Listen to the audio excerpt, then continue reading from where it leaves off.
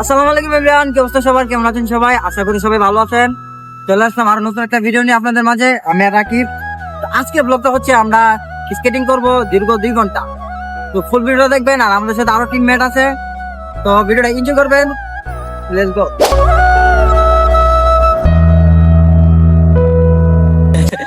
তো আমরা এখন ফুডের মধ্যে।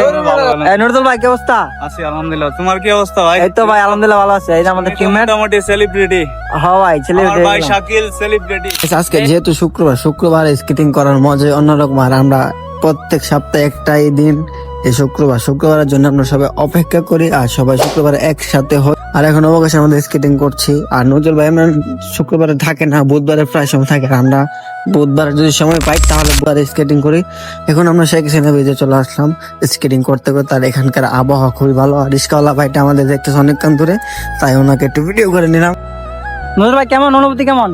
হ্যাঁ আলহামদুলিল্লাহ, অনেক ভালো অনুভূতি। আর অনেকদিন পর তোমার সাথে স্কেটিং করা, এটা তো অন্যরকম একটা ব্যাপার। তো স্কেটিং করলাম, ভালো লাগলো। আর আজকের ওয়েদারটা খুবই ভালো। আর ওয়েদার দেখতে দেখতে রাত হয়েছে। রাত্রেবেলা স্কেটিং করতে করতে আমরা বাসায় চলে আসি। তো গাইস, আমরা এখন ফ্লাইওভার উঠবো দীর্ঘ অনেকদিন পরে। ফ্লাইওভার তেমন ভাবে উঠা হয় না।